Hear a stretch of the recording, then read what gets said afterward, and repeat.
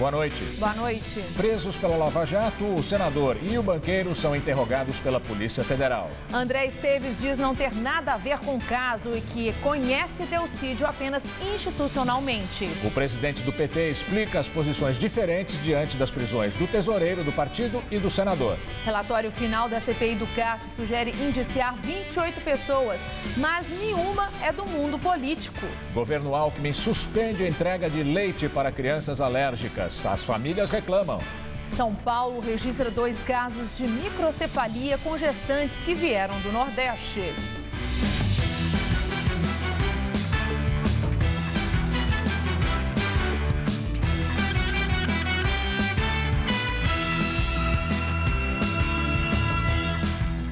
O senador Delcídio do Amaral, do PT do Mato Grosso do Sul, preso ontem, prestou depoimento na sede da Polícia Federal em Brasília. O teor do depoimento não foi divulgado ainda.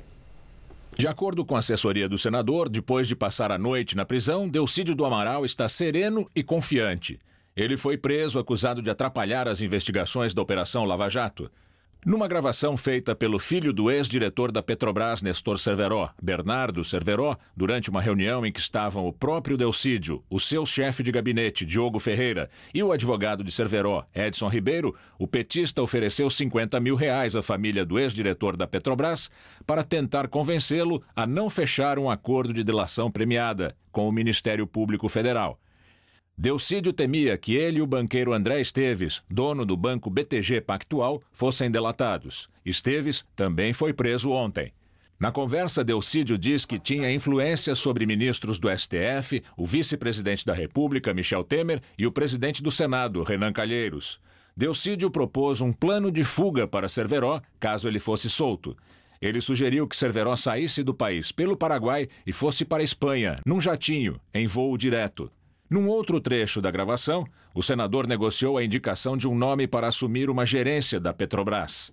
Com orçamento de R$1 bilhão, a gerência de tecnologia da informação foi escolhida pelo senador petista por ser menos visada. Tem que fazer a gerência de TI. Porque a gerência de TI ela não é atividade fina, atividade média, ninguém enche o saco. Filho de Nestor Cerveró, Bernardo teria levado 4 gravadores na conversa que teve com Delcídio do Amaral e que culminou com a prisão do senador. Bernardo Cerveró usou um celular e um gravador para registrar a conversa com Delcídio, que entregou ao Ministério Público Federal.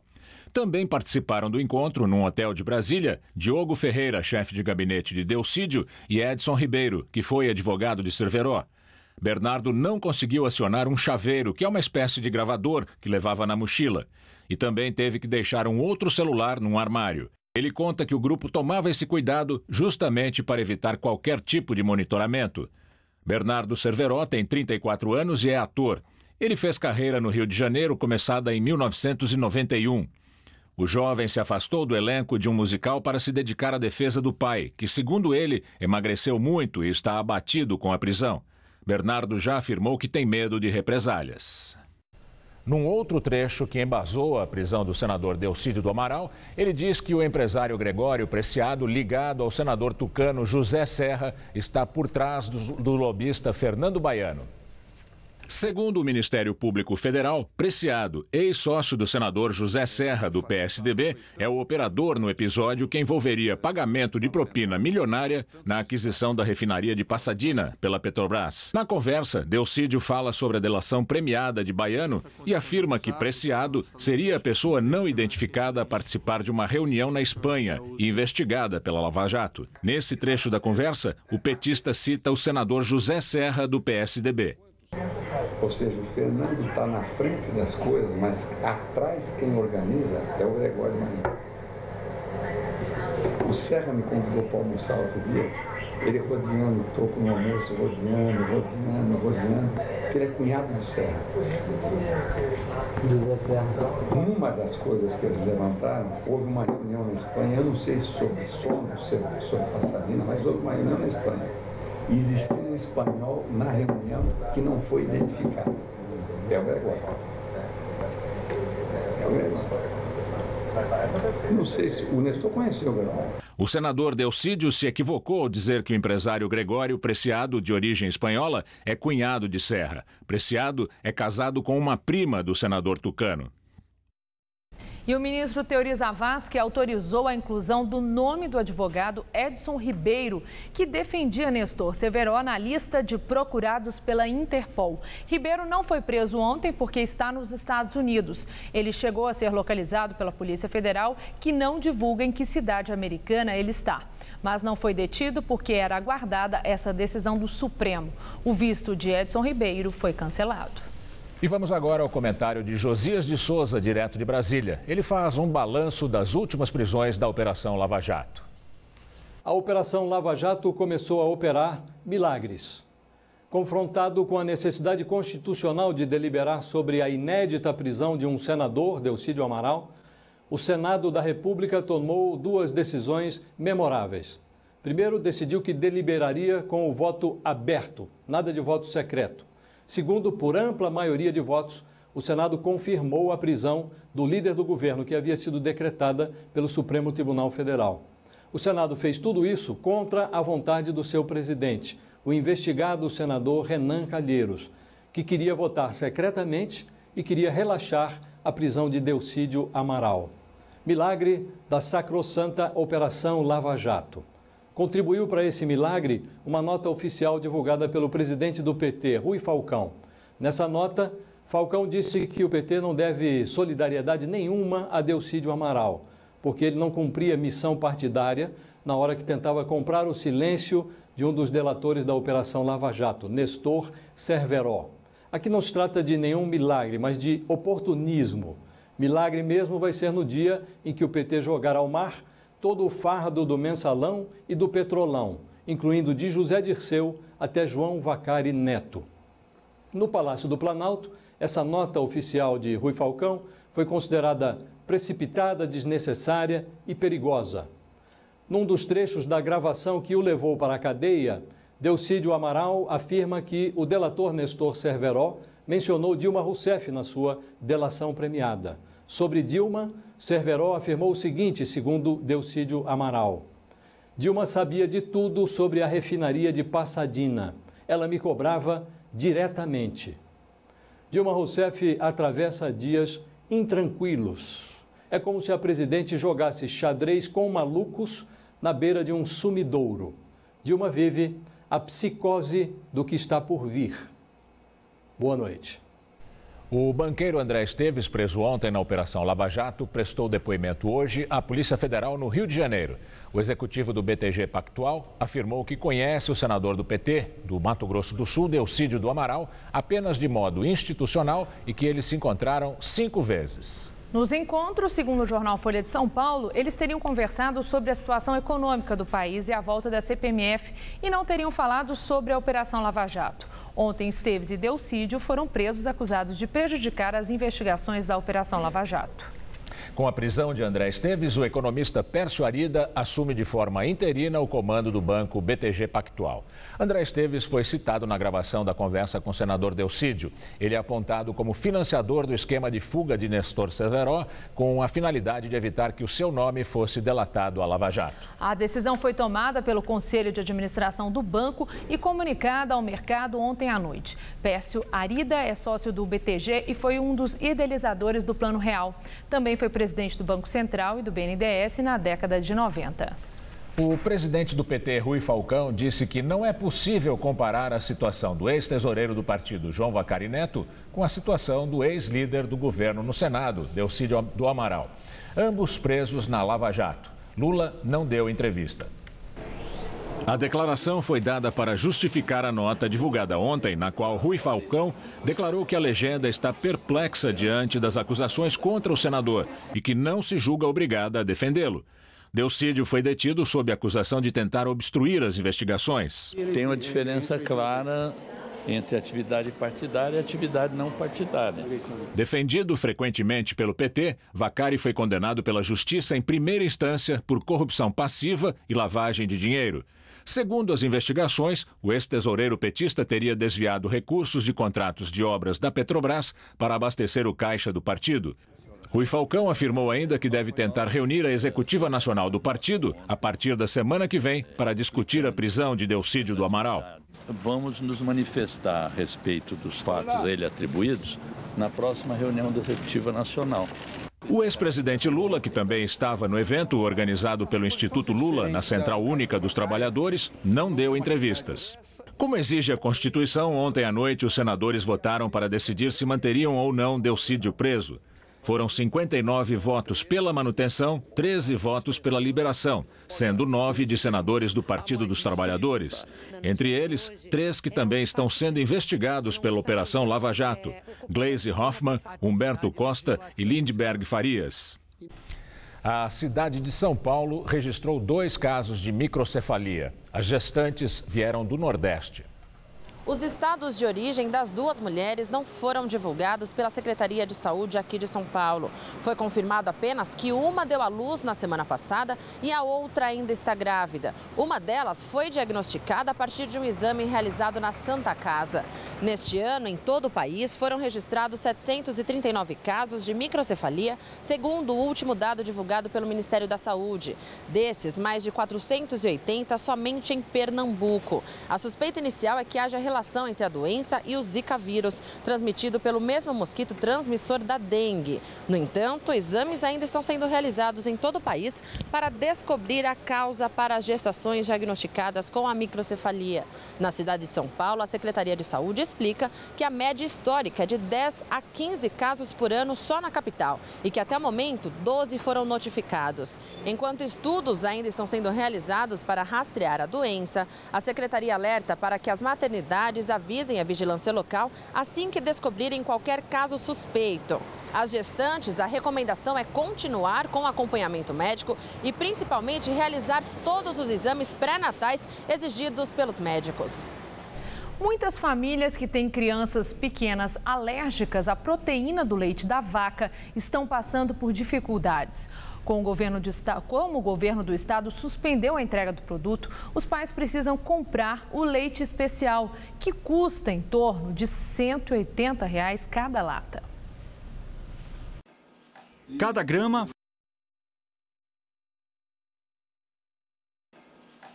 grama vale ouro, ainda mais quando o produto está em falta há meses no estado de São Paulo. E qual a justificativa? Nenhuma. Você liga lá, simplesmente está em falta. Não tem justificativa nenhuma. O Neocate é a única alternativa para crianças alérgicas à proteína do leite da vaca. Portanto, o único alimento que a Sofia, de 5 meses, pode comer. A mãe, Mônica, recebeu somente uma vez a lata da Secretaria da Saúde, lá em agosto.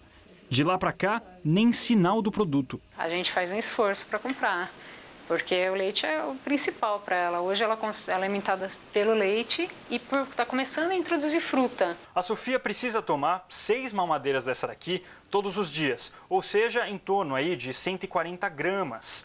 Se a gente fizer a conta para o mês todo, dá em torno de 15 latas dessa daqui. Só que é um produto caro, importado, que chega a custar R$ 180 no revendedor. Ou seja, no fim do mês, os pais precisam desembolsar R$ 2.700. A Andressa, mãe do João Pedro, não tem como pagar esse valor. Está se virando com as latas que recebeu de doações desde que o Jornal da Gazeta mostrou a história dela há um mês. A única coisa que mudou foi as doações, que aí eu recebi, pessoas entraram em contato, aí me deram 1, 2, 3 latas, é assim que eu tô me virando. É triste. Tem mãe que não tem o leite que eu ganhei. Tem mãe que está dando água com arroz, tem mãe que está dando um leite de inhame, não é nutricionalmente falando. Já vi gente falando, eu vou dar água de coco, mas você tem que dar alguma coisa, né? Hoje só sobraram 3 latas no armário da Andressa, o que deve durar por pouco mais de uma semana.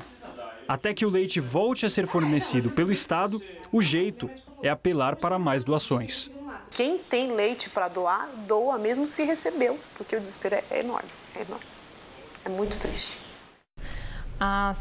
A Secretaria da Saúde do Estado de São Paulo esclarece que está disponibilizando outras 2 fórmulas similares ao Neocate em suas farmácias. A orientação é para que os pais ou responsáveis peçam a substituição da receita com os médicos.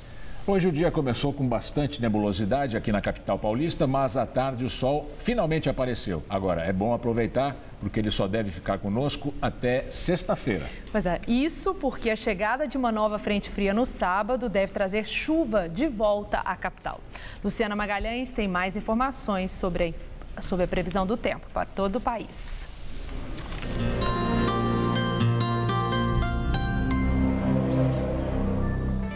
Um sistema de baixa pressão leva novas áreas de instabilidade ao sul do Brasil. Após alguns dias de trégua, a chuva volta ao Rio Grande do Sul. Aliás, com exceção do norte e do centro-leste do Paraná, onde o tempo fica firme, nas demais áreas da região sul e também do centro-oeste e do norte do país, terão pancadas de chuva com risco de temporais. Previsão de chuva também no sul da Bahia.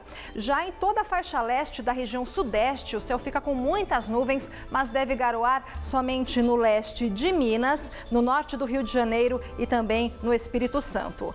Máximas amanhã de 35 graus em Belém, 32 em Salvador e 27 graus em Curitiba.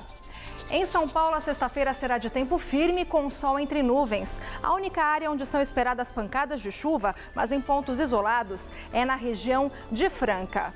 No centro-oeste, máxima amanhã de 33 graus, tanto em Araçatuba como também em Presidente Prudente. Já no centro-norte, a máxima chega aos 32 graus em São José do Rio Preto.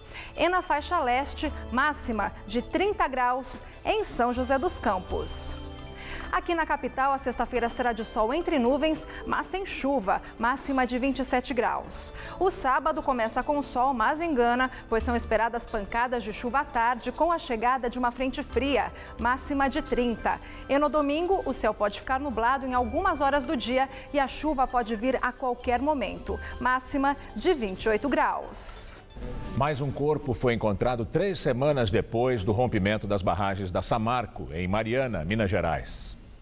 Os bombeiros localizaram o corpo durante a madrugada perto do distrito Ponte do Gama, em Mariana. Esse é o 13º corpo resgatado pelas equipes de buscas. 8 vítimas foram identificadas até agora e mais 5 corpos, contando com o que foi encontrado hoje, aguardam identificação. 11 pessoas estão desaparecidas. A barragem do Fundão da mineradora Samarco, cujas donas são a Vale e a anglo-australiana BHP, se rompeu no dia 5 de novembro. O mar de lama destruiu distritos, atingiu o Rio Doce e percorreu mais de 600 quilômetros até chegar ao mar, no litoral do Espírito Santo. Ontem, a ONU, Organização das Nações Unidas, informou que o rompimento das barragens jogou altos níveis de metais pesados, tóxicos e outros produtos químicos no Rio Doce. A Samarco afirma que o material não é tóxico e não apresenta perigo à saúde humana. Hoje também foi reconhecido o corpo de um dos trabalhadores que estava desaparecido. Matheus Márcio Fernandes tinha 29 anos, era mecânico da mineradora Samarco. Ele foi reconhecido pela família. Agora são 9 vítimas identificadas. 4 corpos ainda não foram identificados e há 10 desaparecidos. O governo federal registra em outubro um déficit primário inédito de 12 bilhões 270 milhões de reais em suas contas. Segundo o Tesouro Nacional, é o pior resultado para este mês desde o início da série histórica, em 1997. Nos 10 primeiros meses deste ano, as despesas foram maiores que as receitas em 33 bilhões de reais. Esse déficit primário também é o mais intenso para o período de toda a série histórica. Nossa comentarista de economia, Denise Campos de Toledo, analisa os números negativos nas contas públicas. Esse novo rombo recorde das contas públicas não surpreende. Tem sido assim nos últimos meses e não dava para esperar algo diferente. O governo não conseguiu cortar os gastos na proporção que pretendia e a arrecadação despencou com a recessão econômica, apesar do aumento da carga tributária. Porque o governo vem cortando desonerações, elevando alíquotas, trouxe de volta a CID sobre os combustíveis para tentar garantir mais receita. Mas não deu. A queda de atividade veio bem mais forte do que previa. O próprio governo já admite que vai fechar o ano com um saldo negativo de quase 52 bilhões de reais. E isso sem considerar as pedaladas fiscais, que já fizeram o TCU rejeitar as contas do ano passado. Se tiver de fazer o acerto do que deixou de repassar para os bancos públicos, que bancaram despesas relacionadas a programas como Bolsa Família, o déficit chega a 120 bilhões de reais. A situação é muito complicada. O governo não conseguiu sequer a aprovação pelo Congresso da revisão da meta deste ano. Na medida em que não vai conseguindo cumprir o que prometeu, vai tendo de obter a aprovação do Congresso. E a promessa para este ano era de um superávit, não de um rombo que pode passar de 2% do PIB. E agora ficou tudo mais difícil com a prisão de Delcídio do Amaral, presidente da Comissão de Assuntos Econômicos, responsável pelas negociações no Congresso. Já estamos no final do ano, daqui a pouco começa o recesso parlamentar. Sem a aprovação das contas, a presidente Dilma estará desrespeitando a lei de responsabilidade fiscal neste primeiro ano de mandato, o que pode ter implicações jurídicas no ano que vem. Pode dar espaço até para a abertura de processo de impeachment, sem a discussão se a irregularidade foi deste governo, do governo anterior, como agora. De qualquer modo, tudo isso é péssimo para o país. A credibilidade fica mais abalada e aumenta muito a probabilidade de novos rebaixamentos da nota de avaliação de risco. Aliás, isso já parece inevitável, até porque a proposta de superávit apresentada para o ano que vem não estabelece perspectivas melhores de evolução das contas. Depende de receitas adicionais, como a repatriação de recursos, a CPMF, sem uma reestruturação de fato das finanças públicas. Eu volto na segunda. Até lá. As festas de fim de ano estão chegando e, segundo previsões do comércio, em média, o brasileiro deve gastar R$ 107 com presentes, queda de 22% em relação ao ano passado. No entanto, tem gente que só quer ganhar um emprego novo. Cássia ganhou o tal presente de Natal com 1 mês de antecedência. Inativa há 2 meses e meio, ela ainda está sendo treinada como vendedora temporária nesta rede de lojas de cosméticos. E os 12 anos de experiência no varejo ajudaram a perceber que ela precisava mudar de área para voltar ao mercado de trabalho. As roupas caíram um pouco, na minha opinião, e aí eu procurei os produtos cosméticos que eu sei que vai ter um ganho maior nesse ano. Ao todo, são 4 funcionários fixos e 2 vagas para temporários. Uma já é de Cássia. A outra, a gerente conta que está com dificuldades para preencher. Está todo mundo acreditando na certa crise, que realmente faça ao contrário, de mostrar vontade e automaticamente acreditar no crescimento profissional. Já fazer parte da equipe fixa. Mãe de 2 filhas, a temporária está de olho na contratação fixa, mas por enquanto trabalha para organizar as finanças. O meu ganho é trabalhar no shopping agora, final de ano, para poder pagar e quitar minhas contas. Por falar em orçamento, no principal ponto de comércio popular de São Paulo, aqui a 25 de março, já tem muita gente antecipando as compras de Natal. Enquanto o gasto médio do brasileiro com cada presente nesse final de ano é de R$ 107, por aqui tem muita gente que quer pagar bem menos que isso, quase a metade. Até uns 30, 50 reais no máximo, já tá bom. Chorando já. Chorando, ainda pedindo desconto. Porém 7 em cada 10 consumidores reclamam que os preços estão mais caros. Esse ano aumentou muito o preço dos brinquedos. O que a gente conseguia na faixa de 40, agora já está na faixa de 60. Uns a gente gastou um pouquinho mais, outros um pouquinho menos, mas a média é 50. E para atender tantos clientes, a empresa contratou 21 funcionários temporários, 6 a mais que no ano passado. Nós contratamos eles no início de outubro, durante um período de 3 meses, que é outubro, novembro e dezembro. Após essa data, a intenção é, se eles fizerem um trabalho, um desempenho de acordo com o que a empresa exige, nós devemos efetivá-los já para a próxima temporada, que é o Volta às Aulas. O uso de hashtags, o sinal também conhecido como jogo da velha para mobilizações online, vem sendo uma ferramenta popular cada vez mais utilizada para denunciar casos de racismo, assédio sexual, machismo e violência doméstica. De maneira espontânea, a campanha ganhou as redes sociais. A hashtag Meu Amigo Secreto foi criada para denunciar relatos e fazer desabafos contra atitudes machistas. Os internautas, geralmente mulheres, denunciam na internet atitudes do dia a dia consideradas ofensivas. pessoas precisam realmente perceber que isso é um problema e que o machismo só tem a ser uma coisa destruidora para a sociedade. Eu acho que é muito importante as mulheres estarem se posicionando contra isso agora, porque é uma coisa que acontece diariamente com a gente e ninguém tem noção do quanto é ruim. E realmente os homens acham que isso é legal, mas não é. Este antropólogo acredita que a massificação da ideia fortalece a luta dos grupos feministas. Nós não nos reconhecemos machistas, né?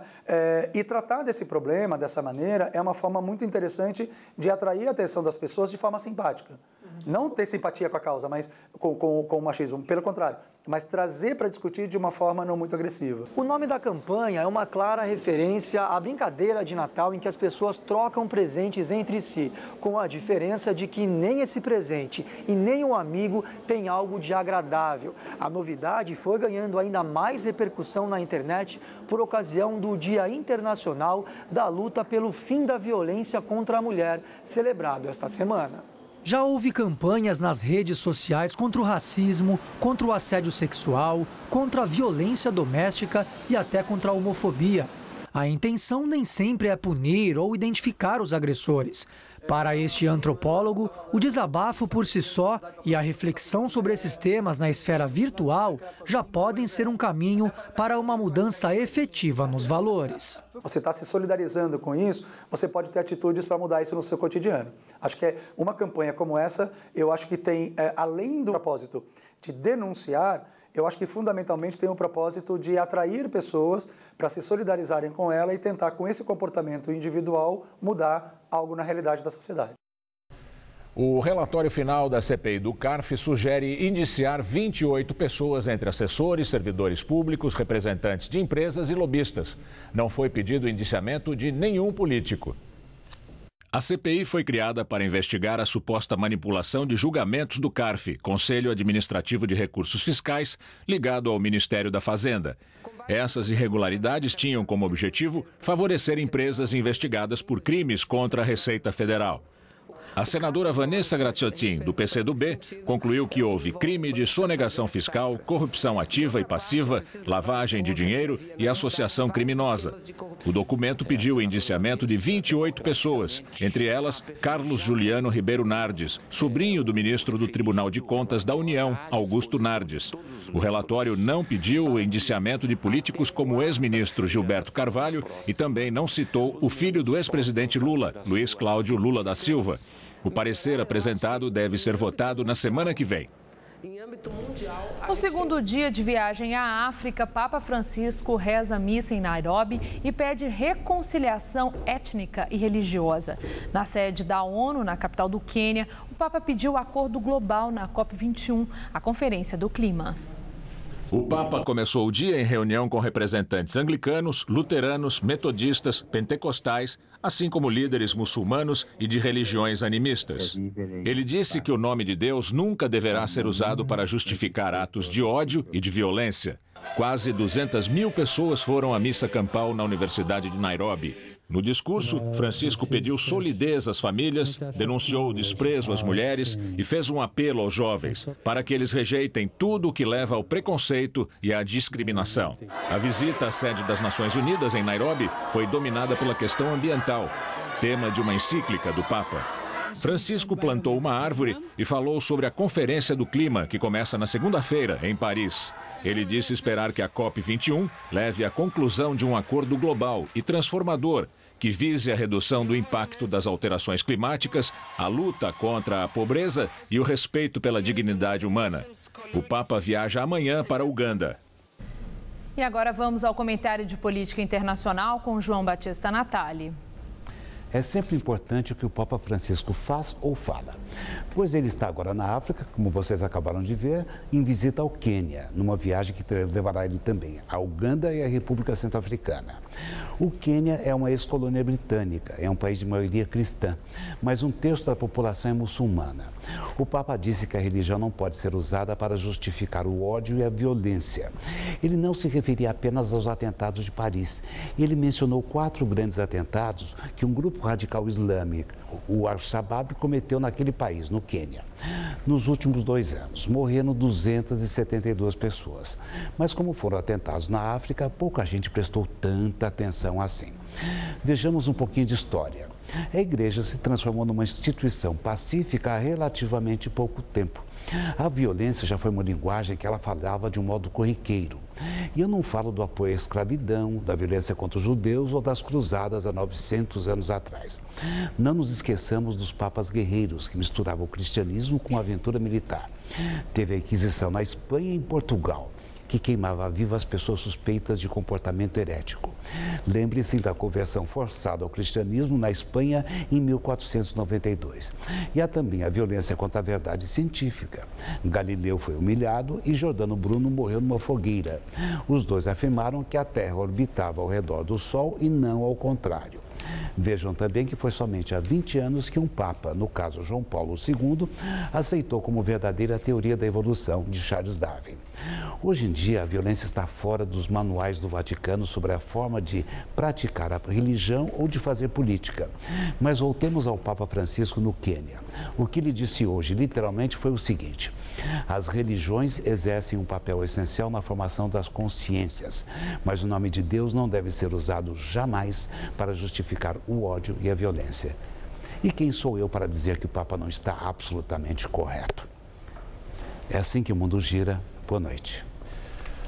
Opositor do governo de Nicolás Maduro é assassinado durante ato de campanha na Venezuela. O crime foi às vésperas das eleições parlamentares no país. Luiz Manuel Dias, secretário-geral do partido de oposição Ação Democrática, foi atingido por um tiro disparado de um carro em movimento enquanto participava de um comício na cidade de Altagracia de Orituco, no norte da Venezuela.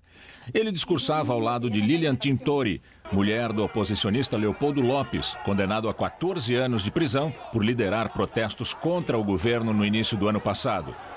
Integrantes da Unidade Democrática, a aliança de partidos venezuelanos de oposição, condenaram a morte de Luiz Manuel Dias e acusaram o governo de promover e justificar a violência como arma política.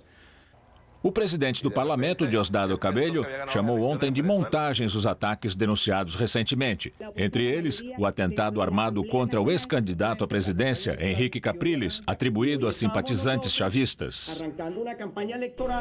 Na Argentina, foi anunciado o novo gabinete de governo do presidente eleito, Maurício Macri. O futuro chefe de gabinete de Maurício Macri, Marcos Penha, anunciou o ministério que vai assumir no dia 10 de dezembro. O Ministério da Economia vai ser substituído por um gabinete econômico formado por 6 ministros.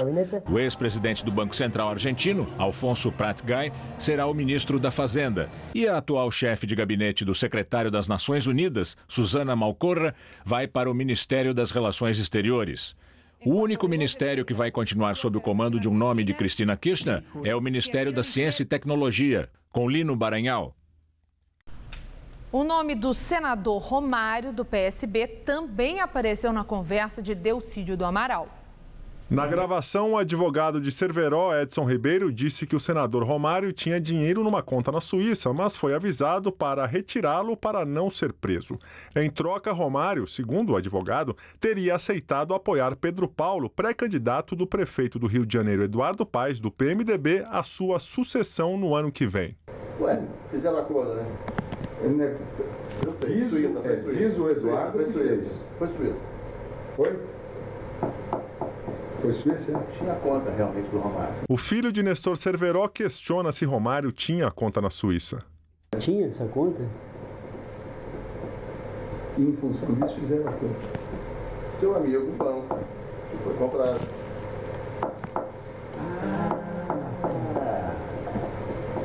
Gira e então vai preso. A informação de que Romário teria conta na Suíça foi publicada pela revista Veja em julho. O senador negou e depois o banco suíço BSI também negou a existência da conta. A instituição financeira declarou ainda que o extrato apresentado na reportagem era falso. A revista se desculpou com o senador. Desde julho de 2014 que o BSI pertence ao Banco BTG Pactual de André Esteves, também preso ontem. Guilherme da Costa Paz, irmão do prefeito do Rio, é diretor do BTG Pactual. Eduardo Paes diz que tem um acordo com Romário para que o senador apoie o futuro candidato do PMDB à Prefeitura do Rio. No entanto, Paes nega que o acordo envolva a ocultação de uma suposta conta de Romário na Suíça. Romário se defendeu no Twitter. Ele afirma que não tem acordo algum de apoio ao candidato de Eduardo Paes. Romário diz ainda que houve um encontro com Delcídio, que presidia a Comissão de Assuntos Econômicos, para agilizar a tramitação de um projeto. Ele negou de novo que tem a conta na Suíça. Na entrevista do dia com Maria Lídia Flandoli, a prisão do senador Delcídio do Amaral e o respeito à garantia constitucional. Para falar sobre a constitucionalidade da decisão inédita do Supremo Tribunal Federal de autorizar a prisão do senador no exercício do mandato, eu entrevisto o jurista Ives Gandra Martins. Obrigado, doutor Ives, por estar conosco. Bom, primeiro eu quero saber, doutor Ives, depois de muito debate ontem, tudo aquilo que foi surpreendente, se a decisão do Senado em confirmar a decisão do Supremo Tribunal sobre a prisão de um senador no exercício do mandato por 59 votos a 13, surpreendeu o senhor? Não surpreendeu. Porque o Supremo, no momento em que tomou essa decisão, os 5 ministros, lembra que o Touri não quis decidir sozinho. Ele convocou uma reunião extra para que os 5 decidissem. O Supremo tinha provas inequívocas, que são as gravações, e ao mesmo tempo outros indícios, inclusive com a alegação de que ministros do Supremo poderiam ser pressionados. Eu advogo no Supremo há 57 anos. Sustento lá há mais de 50 anos, sustento oralmente. Nunca tive uma informação prévia de como é que seria um julgamento, apesar de ter livros escritos com muitos deles. É evidente que isso levou o Supremo a tomar uma decisão com base nos fatos. No momento em que o Supremo tomou, porque a competência dele, com o artigo 102, inciso 1, letra B, processar, o Senado, se não aceitasse a prisão, ia ter um conflito, porque o Senado estaria dizendo, todas as provas estão contra o senador, mas nós vamos não aceitar a decisão do Supremo. Então o Senado agiu, a meu ver, com a tranquilidade necessária de dizer, processe, o senador vai ter o direito de defesa. Mas a prisão, quer dizer, mas mantenha preso. Mas tem que manter preso. Mantenha preso, porque, aí é que a coisa pegava. Né? Mas essa manutenção da prisão era fundamental. Porque se alguém grava e diz que vai fazer isto, é evidente que é uma das razões da prisão preventiva. Mas, doutor Ives... pôr em risco a própria segurança do que se está fazendo. Ontem, acompanhando aqueles discursos, houve uma tentativa, o próprio presidente do Senado queria que o voto fosse secreto, houve reunião prévia, por conta do presidente do Senado, Renan Calheiros, teria sido voto secreto e não teria sido mantida a prisão pela maneira como ele conduzia e sugeria. Muito bem, durante o dia as redes sociais pressionaram muito, né? A expressão daquilo que a opinião pública estava sentindo, acompanhando, também pode ter pesado. Mas o que eu quero ouvir do senhor, pelos argumentos de alguns na fala dos senadores, é o seguinte: o Supremo atingiu a Constituição, flexibilizou de alguma forma aquilo que está escrito na Constituição como exceção para que um parlamentar seja preso no exercício do mandato? Absolutamente. O artigo 102, inciso 1, letra B, permite o processo. Foi pedido pelo Ministério Público.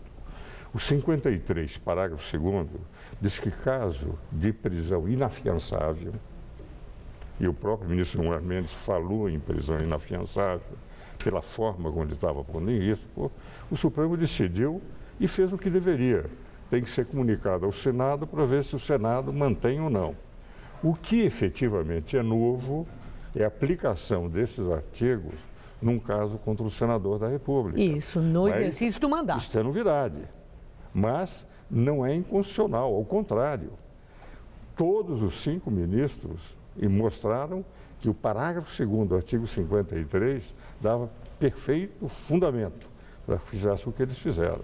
Então foi extremamente constitucional, além do que Celso de Mello, Gilmar Mendes são dos maiores constitucionalistas do Brasil. Carmen Lúcia, uma grande administrativista, ela tem grandes conhecimentos de direito constitucional. Teoria processualista também. E, por fim, o Toffoli, ele tem crescido muito nos seus conhecimentos de direito, e eu li trabalhos recentes do ministro Toffoli, demonstrando que hoje ele se nivela em nível de cultura aos outros ministros. Agora, o senhor admite a possibilidade dos magistrados do Supremo, que aprovaram por unanimidade a determinação da prisão do senador? Resgataram perante a opinião pública a própria imagem do judiciário. Que eles possam ter ficado indignados, porque naquela gravação o senador Delcídio Amaral mostrou que tinha poder de ingerência sobre magistrados do Supremo e citou vários nominalmente. Eles ficaram mordidos com isso? O senhor admite que possa ter tido um toque emocional pelo constrangimento que certamente passaram com aquela gravação e aí uma resposta tão dura nessa unanimidade? Prenda o homem? Mas é o seguinte, uma indignidade justa. Indignação, uma indignação. A indignação justa, por uma razão. Olha, eu advogo lá há 57 anos. Tenho livros escritos, nunca vi advogados, enfim, da minha tradição, ter dito a alguém que poderia pressionar o ministro do Supremo. O ministro Moreira Alves, durante 31 anos, abriu meus supleósios. Almoçava e jantava em casa. Nunca soube de como é que ele iria decidir. Isso de pressão não existe no Supremo. O que faz, vai se distribuir um memorial, conversa-se com o ministro, procura convencê-lo e nunca o ministro antecipa votos. Então, na prática, quando ele disse, é evidente que eles ficaram indignados, porque todos eles têm essa compostura. Mas a indignação não foi a razão, foram as provas materiais. Essas provas de quem queria efetivamente, para evitar um depoimento, fazer com que o cidadão saísse. E isto é que fez com que o julgamento fosse por unanimidade. Encerrando, doutor Ives, rapidamente. Foi aberto um precedente com essa decisão, porque isso foi dito também ontem lá no Senado, que os parlamentares agora ficaram vulneráveis. Eu quero saber do senhor um caso que é calamitoso, que é o do presidente da Câmara, Eduardo Cunha. A oposição protocolou junto à Procuradoria da República o pedido de afastamento de Eduardo Cunha por todas as razões já veiculadas da presidência da Câmara. E o argumento é que ele está interferindo no andamento do processo contra ele e também obstruindo o trabalho de investigação. O senhor acha que o destino do Eduardo Cunha pode vir a ser o mesmo de Delcídio Amaral? Ele pode, a qualquer momento, aí ser preso da mesma forma? Veja o seguinte, o que o presidente da Câmara, que está sendo vulnerável, efetivamente, é um crime de natureza pessoal. Ele mentiu e tinha contas no exterior. O do Delcídio pôs em risco as instituições. Quer dizer, um é um crime que atinge a própria razão de ser das instituições. Um outro é um crime pessoal, que pode, não é da gravidade... Mas obstrução de investigação, que foi um argumento. Não, mas agora, isso está sendo investigado.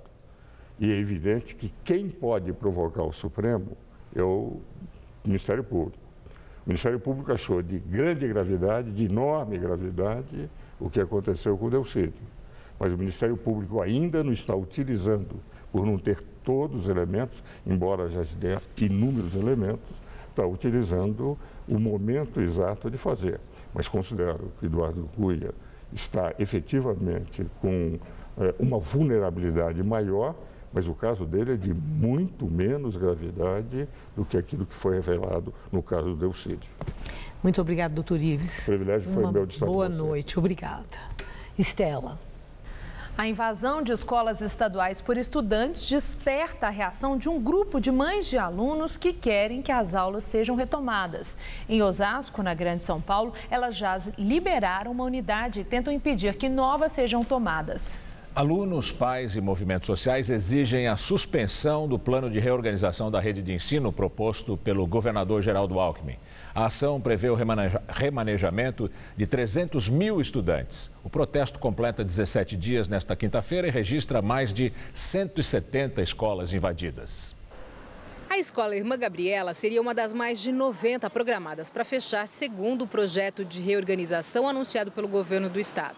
A única que continuaria funcionando ali nas imediações seria a Escola Estadual Leonardo Vilas Boas, na mesma rua em Osasco, na Grande São Paulo. Mas essas mães não gostaram nada da notícia. Foram contra, juntaram forças, reuniram mais de 4 mil assinaturas e foram reclamar. Conseguiram o compromisso do governo, que as duas continuariam a funcionar em 2016. A história terminaria aí, mas não foi bem assim que aconteceu. Ficou sossegada, aí passou-se uma semana, começaram a ligar, minha irmã, a filha dela, a dele, começou a ligar para falar, tá jogando bomba, eles estão querendo invadir a escola, ocupar a escola. Aí a gente não achou certo, nem a gente, nem a comunidade, porque a gente lutou para manter a escola aberta. Novamente as mães se uniram, dessa vez para acabar com a invasão. Como? No papo, no convencimento, até porque, segundo elas, não eram alunos dali que integravam o movimento. Não tinha aluno praticamente. Se tivesse 3 alunos lá, eram muitos, entendeu? A gente ficou revoltada com isso, porque a escola é das crianças, então as crianças deveriam estar lá dentro reivindicando por alguma coisa. Não é o que a gente queria, mas se fosse para ser, teria que ser isso. E não professores e pessoas de outro lugar. As mães adotaram uma estratégia para garantir que as 2 escolas não voltem a ser invadidas e também que os filhos tenham aulas. Elas organizaram como se fosse uma espécie de guarda. Elas se revezam de manhã, à tarde e à noite e até chegam a fazer insetas em sala de aula para saber se tudo está ocorrendo dentro da normalidade. O grupo diz que não é contra as manifestações em outros colégios, mas quer que os filhos consigam concluir o ano letivo sem aulas aos sábados ou em janeiro.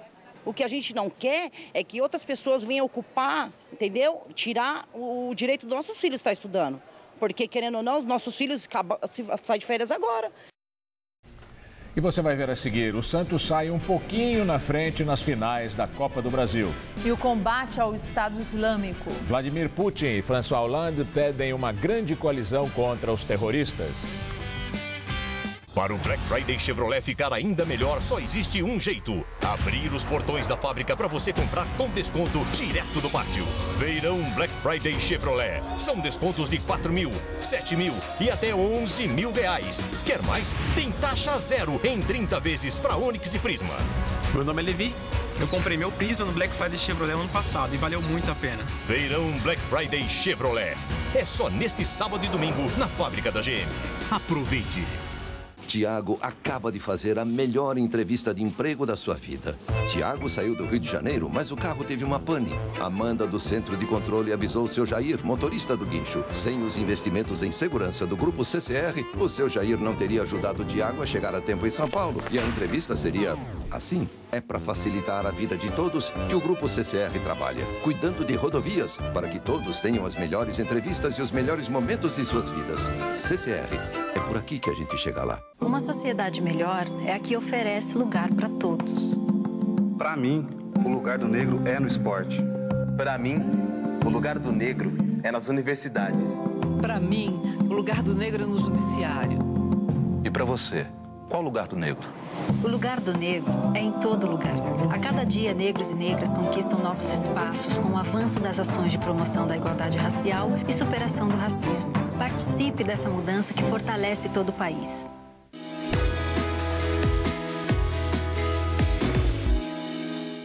Qual Casper você é? A minha Casper é informação. A minha Casper é organização. A minha Casper é criação. A minha Casper é luz, câmera, ação. A minha Casper é comunicação. É teoria, é prática, é oportunidade de estágio. É a melhor localização. Essa é a minha Casper. E você, qual Casper você é? Nesse mundo tudo evolui. A moda evoluiu. Os carros evoluíram. Os tratamentos de beleza também evoluíram. E make-up anti-sinais. Uma combinação de creme e cápsulas. O creme atinge as camadas mais profundas da pele e as cápsulas agem onde os cremes não chegam. Resultado? Com o Imecap Antissinais, os sinais da idade não aparecem. Imecap Antissinais, a evolução no tratamento de beleza. Vem aí a maior premiação do futebol brasileiro. E o vencedor é... Vem aí, 12º Troféu Mesa Redonda, em dezembro. Troféu Mesa Redonda. Oferecimento LuxColor. Tudo que é muito bom é tão bom quanto pintar com LuxColor. Baltec. Super manta líquida impermeabilizante.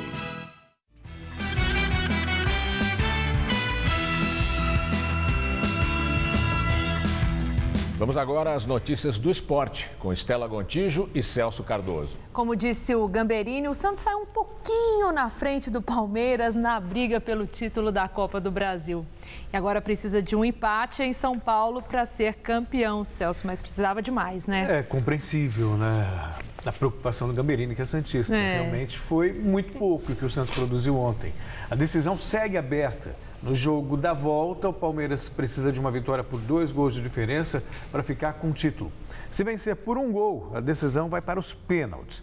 O jogo de ontem, como esperado, foi tenso e equilibrado. O Santos teve a chance de fazer 1-0 logo com 5 minutos de jogo num pênalti de Arouca sobre Ricardo Oliveira. Gabriel foi para a cobrança, mas mandou na trave. No segundo tempo, o Palmeiras reclamou de um pênalti de David Braz em Barrios, não marcado pela arbitragem. Já no final do jogo, o Gabriel se redimiu ao marcar para o Santos. 1-0, um belo gol. E o atacante Nilson ainda teve clara chance de ampliar para os santistas no último minuto, mas errou o alvo. Final Santos 1, Palmeiras 0. A decisão ficou para a próxima quarta-feira em São Paulo. O Santos jogou melhor e acho que não aproveitou esse primeiro tempo como poderia. Tem o segundo tempo lá. A gente não tem dúvida que a gente pode também fazer o resultado, como fizemos em outras oportunidades na Copa do Brasil. Eu sei o que a equipe pode produzir, eu tenho certeza que faremos também lá na quarta-feira um grande jogo. Eu sinto que isso vai acontecer pelo momento que a equipe está vivendo, pela confiança que os jogadores estão. O Santos perdeu muitas oportunidades, venceu, mas perdeu várias, né? Teve o pênalti desperdiçado pelo Gabriel, o Nilson que perdeu o gol no último minuto, você faria, o Gamberini faria, até eu faria esse gol. De qualquer forma, 1-0 não deixa de ser uma vantagem, obviamente, mas está aberto, o Palmeiras tem condições, de tirar, diminuir essa vantagem lá no Allianz Parque. Bom, e o Marco Paulo Del Nero renunciou ao cargo do Comitê Executivo da FIFA e indicou o filho do José Sarney, o Fernando Sarney, para ocupar o lugar dele. Ele disse que ele está muito preocupado com o futebol brasileiro. É medo de viajar, essa é a real. Ok, Celso, muito obrigada. Boa noite. Boa noite, até amanhã. É com você, Gamberini. Vladimir Putin e François Hollande pediram uma grande coalizão contra o Estado Islâmico. A polícia da Alemanha anunciou a prisão de 2 pessoas em Berlim, suspeitas de planejar um ataque. O governo alemão vai mandar caças Tornado para reconhecer posições do Estado Islâmico na Síria. O clima de terror depois dos ataques de Paris provoca o isolamento da grande mesquita de Bruxelas. Foram encontrados no prédio envelopes com pó branco suspeito. Bombeiros e equipes de descontaminação foram mobilizados na grande mesquita de Bruxelas, que fica perto da sede da União Europeia. A primeira suspeita era de que o pó branco encontrado em envelopes seria antraz. Depois da análise, a polícia disse que era apenas farinha. O Centro de Crises belga baixou o nível de alerta para 3, na escala até 4. O nível máximo foi decretado depois dos ataques de 13 de novembro. Em Londres, o primeiro-ministro conservador David Cameron defendeu no parlamento a participação do Reino Unido nos bombardeios contra o Estado Islâmico na Síria, o mais depressa possível.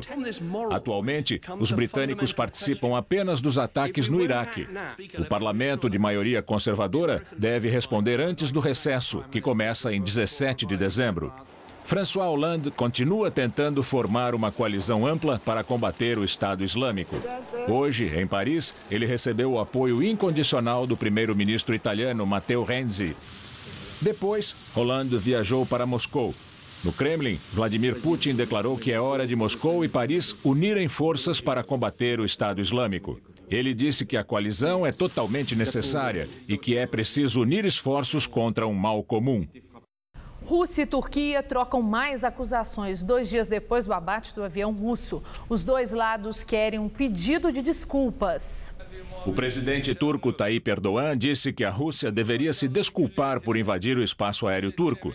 Ele afirmou que o compromisso de seu país com a luta contra o Estado Islâmico é incontestável e desafiou a Rússia a provar que a Turquia compra petróleo do Estado Islâmico. A declaração foi uma resposta às acusações de Vladimir Putin de que a Turquia colabora com os jihadistas. Putin reclamou que Ankara não apresentou qualquer pedido de desculpas, nem uma proposta para compensar o mal e os estragos causados, nem promessas de punir os responsáveis pelo abate do caça. O presidente russo disse ainda ter a impressão de que os líderes turcos conduzem deliberadamente as relações russo-turcas a um impasse. O primeiro-ministro Dmitry Medvedev sugeriu que podem ser suspensos projetos conjuntos, como uma usina nuclear e um gasoduto. A Rússia pode também endurecer leis aduaneiras e restringir ligações aéreas. O ministro da Agricultura, Alexander Tkhachev, anunciou um reforço dos controles sobre os produtos agrícolas e alimentos importados da Turquia, alegando violação de normas sanitárias. A Turquia é grande exportadora de frutas e verduras para a Rússia. O ministro da Defesa da Rússia declarou que suspendeu toda a cooperação militar com a Turquia, incluindo o canal que tinha sido estabelecido para compartilhar informações sobre os bombardeios russos na Síria. E uma última notícia. O ministro do STF, Teori Zavascki, relator da Lava Jato, negou o pedido de revogação da prisão feito pela defesa do banqueiro André Esteves. Teori determinou ainda que Esteves seja encaminhado da Superintendência da Polícia Federal do Rio de Janeiro para o presídio Ari Franco. O Jornal da Gazeta termina aqui. A edição de hoje pode ser vista no site do Jornal da Gazeta. Eu volto no Jornal da Gazeta, edição das 10. Uma boa noite para você. Nós voltamos amanhã às 7 da noite. Boa noite e até lá.